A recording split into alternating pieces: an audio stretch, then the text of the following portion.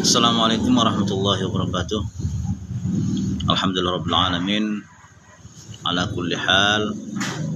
Wassalatu wassalamu ala Rasulillah wa ala alihi wa sahbihi wa man tabi'a sunnatah, amma ba'd.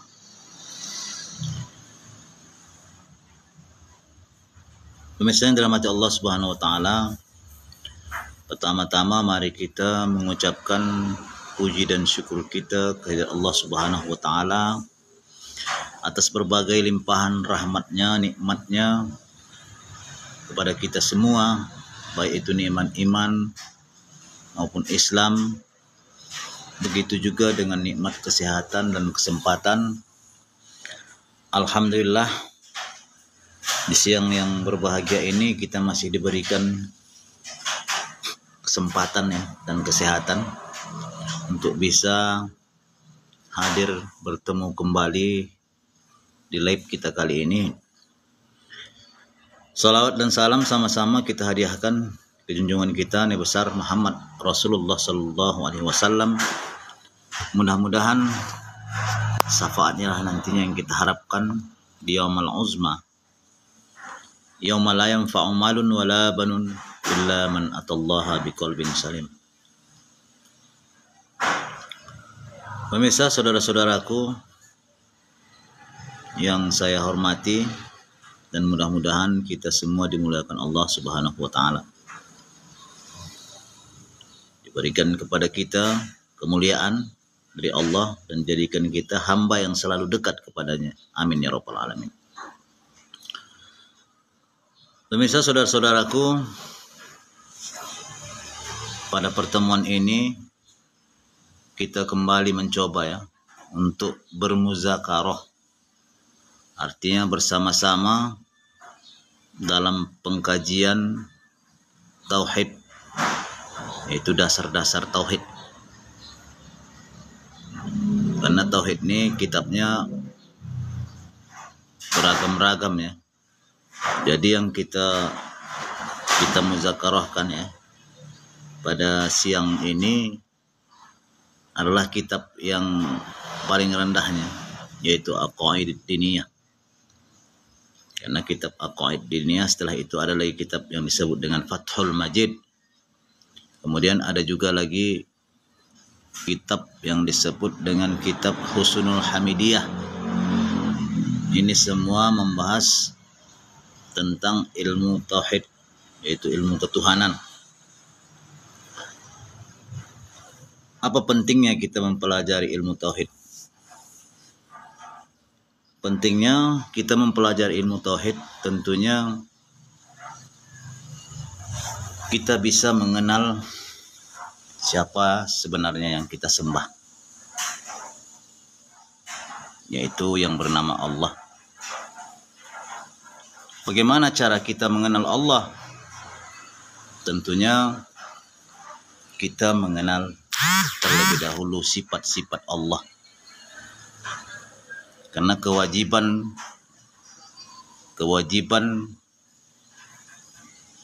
yang pertama sekali diwajibkan kepada umat muslim, baik laki-laki maupun perempuan adalah mengenal Allah Subhanahu wa taala. Awwal wajibin ala kulli mukallafin ma'rifatullah Subhanahu wa taala bisifatil wajibah wal jaizah wal mustahilah. Jadi yang mula-mula sekali dalam Islam ini, yang pertama kali ataupun dasar-dasar sekali yang bukan Allah kepada kita, yaitu mengenal Allah Subhanahu wa taala. Bagaimana cara kita mengenal Allah Subhanahu wa taala? Tentunya kita terlebih dahulu mempelajari tentang sifat-sifat Allah. Ada berapa sifat Allah yang wajib kita pelajari? Karena kewajiban kita sebagai mukallaf, baik laki-laki atau perempuan, ini wajib bagi kita, wajib ain, untuk mempelajari ilmu tauhid. Karena Islam itu dasarnya pertama sekalipun, rukun Islam itu tauhid. Penyaksian kita bahwa tidak ada Tuhan kecuali Allah. Kalimat la ilaha illallah itu merupakan kalimat tauhid. Jadi rukun Islam ada 5. Yang pertama, mengucap 2 kalimat syahadat. Al-Islamu an tashhadu an la ilaha illallah. Islam itu bahwasanya engkau mengucap, bahwasanya engkau menyaksikan tidak ada Tuhan kecuali Allah. Wa anna Muhammadur Rasulullah, dan bahwasanya Muhammad itu adalah utusan Allah. Jadi kalimat yang pertama di rukun Islam itu sebenarnya kalimat tauhid, penyaksian kita kepada Allah bahwasanya tidak ada Tuhan kecuali Allah, dan Muhammad itu adalah utusan Allah. Kemudian baru wa tuqimus shalah wa tu'tiyaz zakah, mendirikan salat yang kedua. Kemudian menunaikan zakat, membayar zakat ya. Kemudian berpuasa di bulan Ramadan, wa tasumu Ramadan. Kemudian yang kelima, wa tuhajjal bait, itu melaksanakan ibadah haji. Ini istata'a ilaihi sabila, kalau kita memang benar-benar mampu. Jadi ada rukun Islam tuh yang pertama sekali sebenarnya tauhid. Jadi yang wajib pertama sekali pun diwajibkan kepada kita yaitu mengenal Allah. Itu tauhid. Awal wajibin ala kulli mukallafin ma'rifatullah subhanahu wa ta'ala bisifatil wajibah wal jaizah wal mustahil. Awal-awal atau mula-mula yang diwajibkan kepada kita adalah mengenal Allah subhanahu wa ta'ala dengan sifat-sifat yang wajib, yang 20 sifat. Sifat-sifat yang mustahil, yang 20 sifat juga. Kemudian sifat-sifat yang harus, ada sifat yang harus 1. Ini menurut ya, Imam Abu Hasan Asy'ari dan Abu Mansur Maturidi yang terdapat baik itu dalam kitab Aqaidid Diniyah ataupun Fathul Majid ataupun Husnul Hamidiyah. Ini yang 3 ini karangan Imam Abu Hasan Asy'ari dan Abu Mansur Maturidi. Ini tauhid yang dikeluarkan oleh Imam Abu Hasan Asy'ari dan Abu Mansur Maturidi. Jadi yang pertama mula-mula ataupun yang mula-mula yang diwajibkan kepada kita itu mengenal Allah. Jadi berapa sifat? Ada 20 sifat. Dari sifat wujud, qidam, baqa, mukhalafatul hawadits, al-qiyamin nafsi, sampai al-mutakallimun. Kemudian apa yang sifat-sifat yang mustahil? Sifat-sifat yang mustahil itu 20 sifat, lawan daripada sifat yang wajib. Al-adamu wal hudusu wal fana wal mumatsalatu syai'in hawadis, al-ihtiyaju ila syai'in min hawadis, at-ta'addud sampai al-bakam. Inilah sifat yang wajib kita pelajari selaku kita merasa diri kita sebagai Islam. Jadi ini wajib kita pelajari ya. Dan ini wajib ain hukumnya. Kemudian apa yang harus? Sifat-sifat Allah yang harus. Ada 1 sifat yaitu fi'lu kulli mumkin aw tarku. Allah tuh harus ya. Allah tuh boleh memperbuat yang mungkin atau meninggalkannya. Kalau tidak dibuat Allah Ta'ala sesuatu ya, boleh, ataupun ditinggalkannya boleh. Itu yang boleh ataupun yang harus bagi Allah Subhanahu wa Ta'ala. Nah, lalu kita membahas kemudian sifat-sifat Rasul. Kita harus mengetahui sifat-sifat Rasul yang 4 yang wajib kita ketahui. Kemudian 4 juga yang mustahil, lawan daripada sifat yang wajib bagi Rasul. Kemudian ada juga sifat yang harus 1 bagi Rasul. 41 dari sifat yang wajib bagi Allah 20 sifat. Kemudian yang mustahil 20 sifat. Kemudian yang harus ada 1 sifat. Yang wajib kita ketahui sifat Allah. Kemudian yang wajib kita ketahui sifat Rasul ada 4 yang wajib. Kemudian 4 yang mustahil. Kemudian 1 yang harus. 41 tambah 9 jumlahnya 50 aqaid ataupun khamsina aqaid, 50 akidah ataupun 50 sifat. Nah, tentunya dari sifat-sifat ini harus kita mengetahui dalil-dalil dari setiap sifat yang akan kita pelajari. Yang pertama sekali tentunya sifat yang wajib kita ketahui adalah wujud. Wujud ini merupakan sifat nafsiyah. Karena di 20 sifat itu ada 4 bagian di sana. Wujud adanya Allah Ta'ala itu masuk dari bagian dari sifat nafsiyah. Kemudian qidam, baqa, mukhalafatul hawadis, al-qiyam min nafsih, al-wahdaniyat. 5 sifat ini masuk ke bagian dari sifat salbiyah. Kemudian ada lagi yang disebut dengan sifat ma'ani, yaitu bagian dari yang ketiga. Qudrat, iradat, ilmu, hayat, sama, basar, kalam. Kemudian ada juga yang disebut dengan sifat ma'nawiyah. Qadiran, muridan, aliman, hayyan, sami'an, basiran, mutakalliman. Jadi ada 20 sifat yang dibagi menjadi 4, nafsiyah, salbiyah, ma'ani, dan ma'nawiyah. Ini yang wajib kita pelajari. Nah, lalu setiap sifat harus kita ketahui ataupun kita pelajari juga dalil-dalil, baik itu dari dalil akal maupun dalil nakli. Dalil akal itu adalah menerima akal kita dan meyakinkan hati kita bahwasanya Allah itu benar-benar ada. Ini di sifat yang pertama, sifat yang wajib kita pelajari. Yakin kita bahwasanya Allah itu memang benar-benar ada. Dan kita bisa logikakan, kita bisa memasukkan ke akal kita yang memang betul. Kemudian ada juga yang disebut dengan dalil nakli. Dalil nakli ini seperti firman Allah. Contoh, yang pertama, sifat yang wajib kita pelajari adalah wujud. Apa itu wujud? Makna wujud fi haqqihi subhanahu wa ta'ala wal i'tiqadul jazim bi annahu mawjudu wujudan muhaqqaqan la syakka fi. Yang pertama wujud ya. Makna wujud ataupun pengertian wujud pada hak Allah Subhanahu wa taala, dianya i'tikad yang putus. Kita meyakinkan bahwasanya adanya Allah Ta'ala itu dengan sebenar-benar ada, yakin di hati kita. Bukan hanya di perbuatan, tetapi di hati kita pun meyakinkan bahwasanya Allah itu memang benar-benar ada. La syakka bih, tidak ada keraguan baginya. Bagi adanya Allah Ta'ala itu, kita wajib meyakinkan baik dalam ucapan ataupun dalam hati kita. Meyakinkan seyakin-yakinnya dan tidak ada keraguan bahwasanya Allah itu memang benar-benar ada.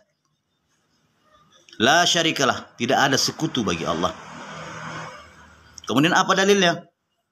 Terkait mengenai adanya Allah Ta'ala, kita bisa mengambil dalil singkat. Allahul ladzi khalaqas samawati wal ard. Allah lah yang menjadikan langit dan bumi.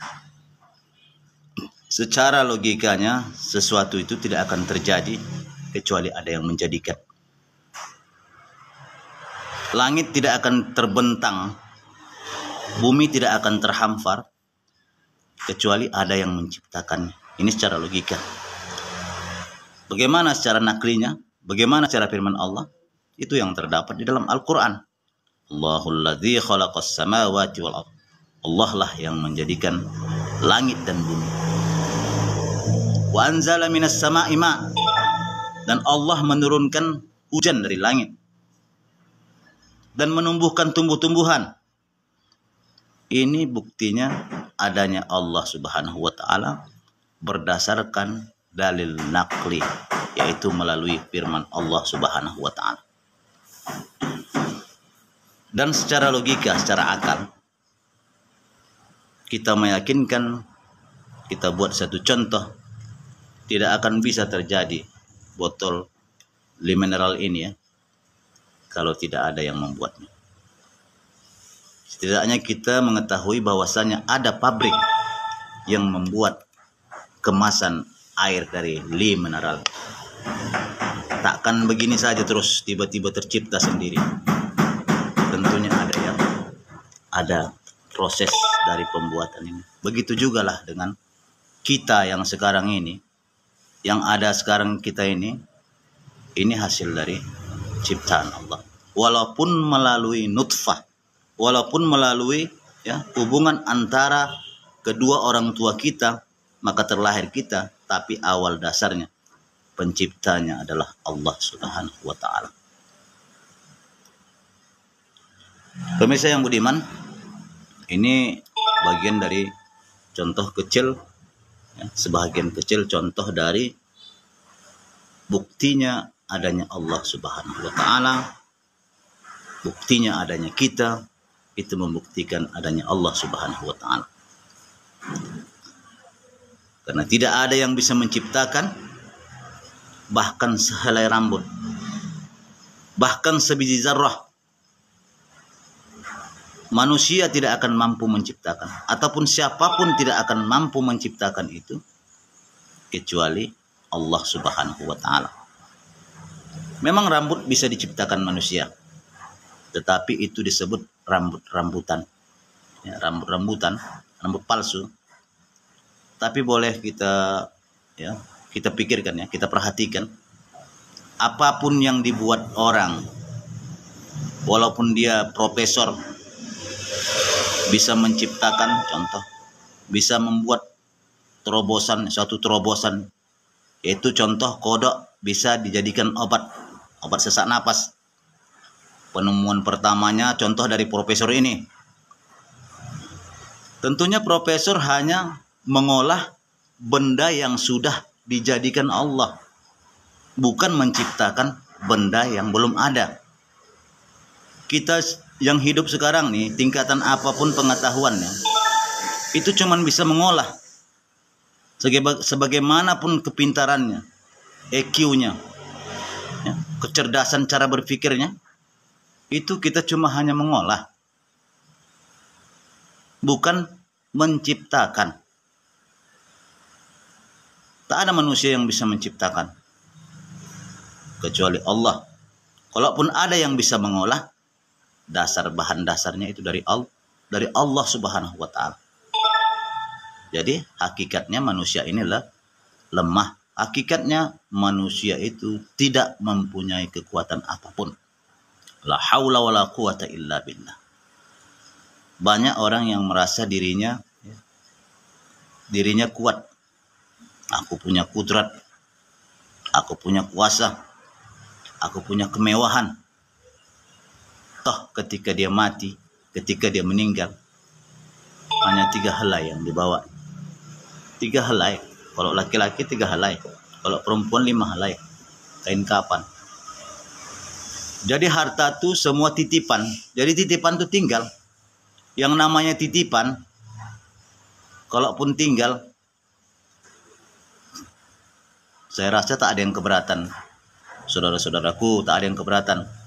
Namanya orang menitipkan sama kita. Contoh, orang menitipkan bahan kepada kita.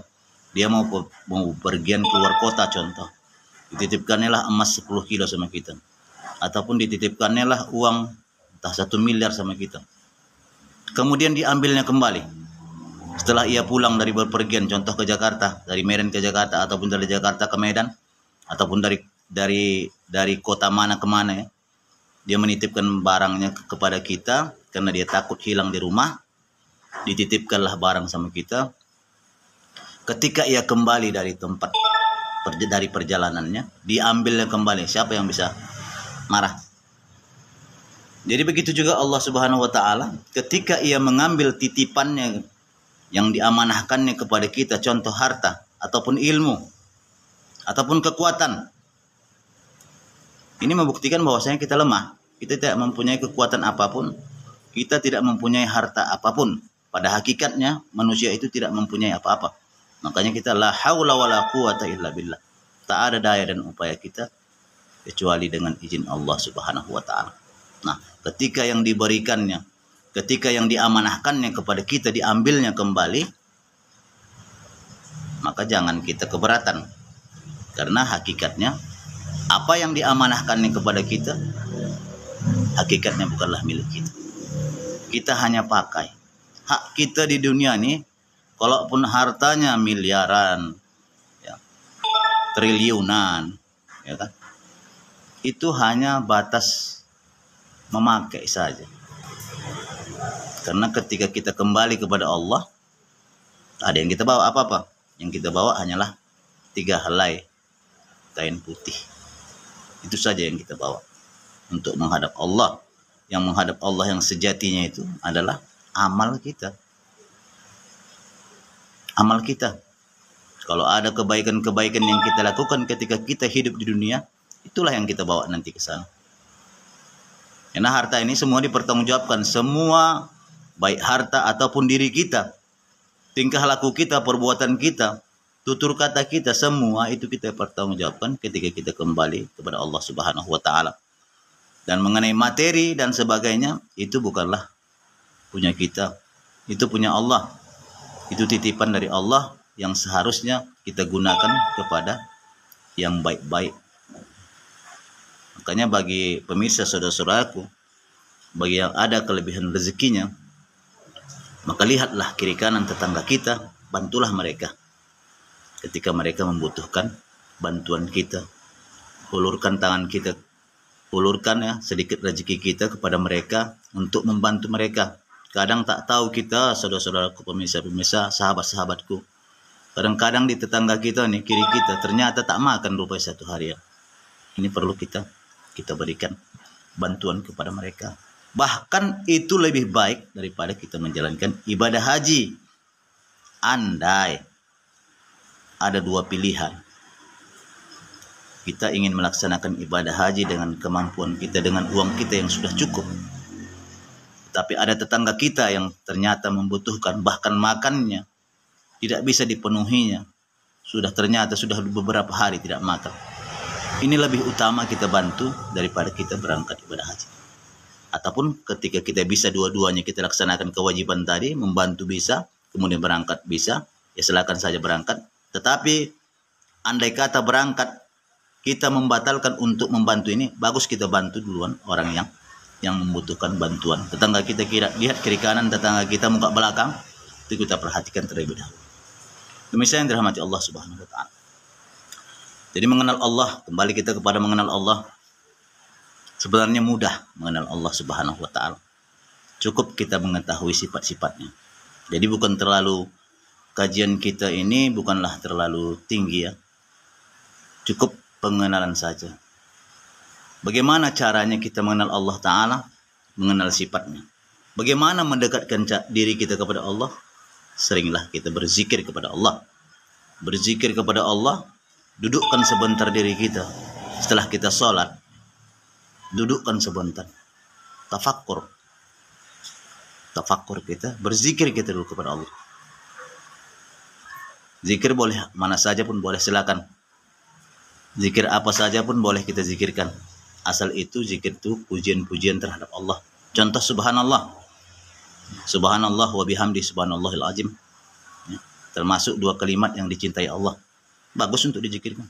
Kalimatani habibatan ila rahman, khafifatan fil lisan wa thaqilatan fil mizan. 2 kalimat yang dicintai Allah, ya. Ringan diucapkan tetapi berat pada timbangan. Subhanallah wa bihamdihi subhanallahil azim. Jadi didudukkan sebentar, ya. Kemudian setelah salam kita istighfar dulu, berzikir kita kepada Allah. Inilah cara kita untuk mendekatkan diri kepada Allah, sekaligus nanti mempelajari ilmu tentang mengenal diri kita kepada Allah. Ketika kita kenal Allah Ta'ala, maka sudah kajian kita situ sudah cukup. Tapi ketika kita mengenal diri kita, tentunya kita mengenal Allah. Jadi periksa dulu diri kita dulu. Diri kita dulu kita kaji. Ketika kita bisa mengkaji diri kita, man arafa nafsah faqad arafa rabbah. Siapa yang mengenal dirinya, maka dia mengenal Tuhan. Artinya selain dari alam yang diciptakan Allah, selain dari tubuh kita saja pun sudah itu pun dulu kita pelajari. Insya Allah mudah-mudahan kita kenal dengan Tuhan kita. Tapi memang benar-benar kita pelajari dulu dari mata kita, hidung kita, yang bisa lagi, napas kita yang bisa naik turun lagi, kaki kita yang bisa melenggang lagi. Dari mensyukurkan itu saja nantinya kita sudah bisa pelan-pelan mengenal Tuhan kita, dibantu dengan mengenal sifat-sifat Allah Subhanahu wa taala. Awal din ma'rifatullah, awal agama itu mengenal Allah. Awal wajibin ala kulli mukallafin ma'rifatullah subhanahu wa ta'ala. Awal-awal ataupun mula-mula yang diwajibkan kepada kita adalah mengenal Allah Subhanahu wa taala bisifatil wajibah, itu yang tadi kita bahas. Yang 20 sifat tadi hanya sifat wujud tadi yang kita bahas ya, sedikit saja. Kemudian nanti masuk kepada sifat wujud qidam. Kemudian baqo nanti mukhalafatul hawadits qiyam nafsi al-wadaniyat ya, sampai al-mutakallimah. Jadi semua dari sifat-sifat yang 20 itu mempunyai dalil-dalil tersendiri. Pemirsa yang dirahmati Allah Subhanahu wa taala. Jadi salat itu merupakan rukun Islam yang kedua setelah syahadat. Kemudian tadi seperti yang sudah kita sampaikan bahwasanya syahadat itu di sana ada tauhidnya. Karena kalimat tauhid di sana adalah kalimat la ilaha illallah, artinya tidak ada Tuhan selain Allah. Ini merupakan kalimat tauhid. Jadi dan itu tauhid ini merupakan asasuddin. Tauhid ini merupakan dasar ataupun pokok agama.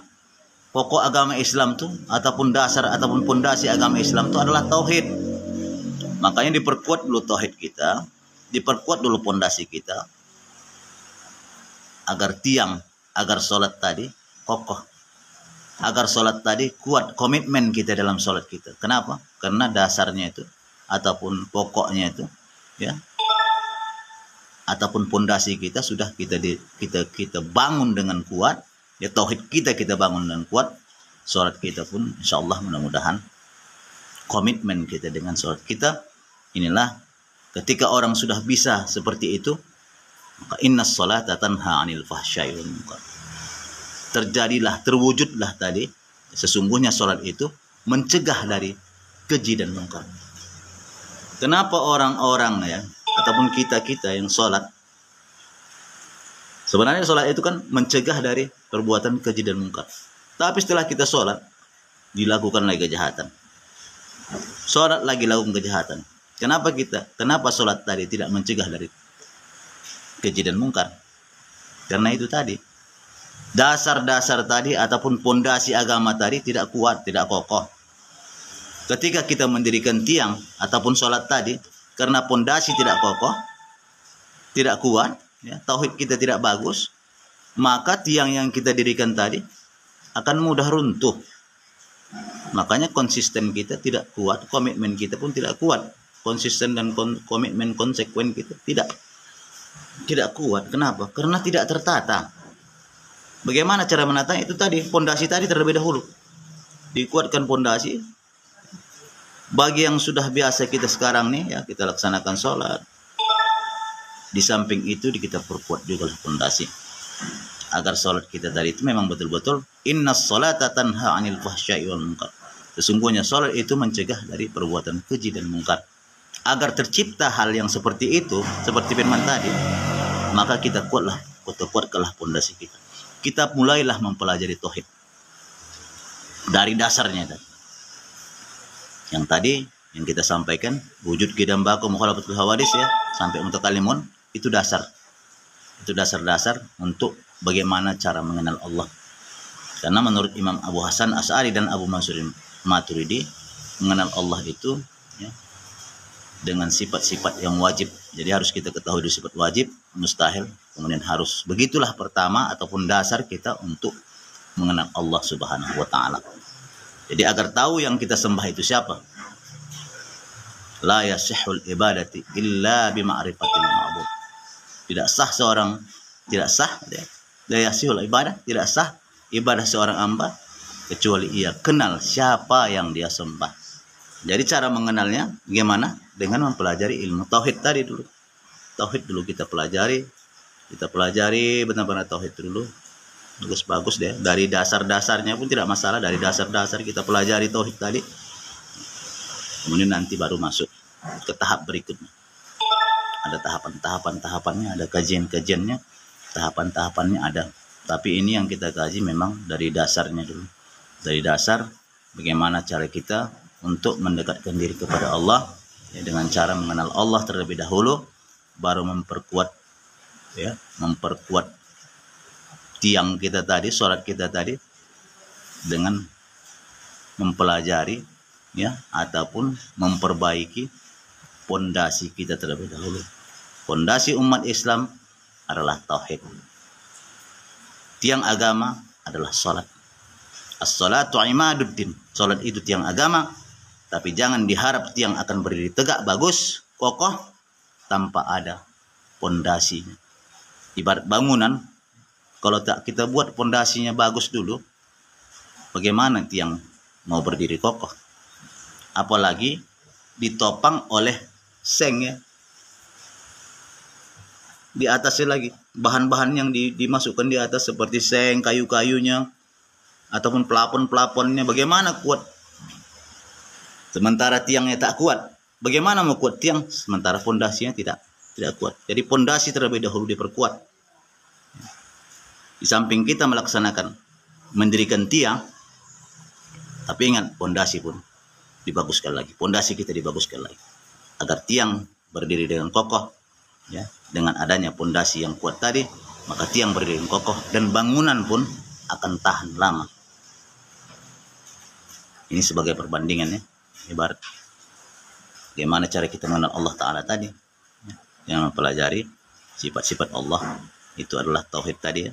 Tauhid tadi dasar atau asas ataupun pondasi tadi kita perkuat, baru kita dirikan tiang.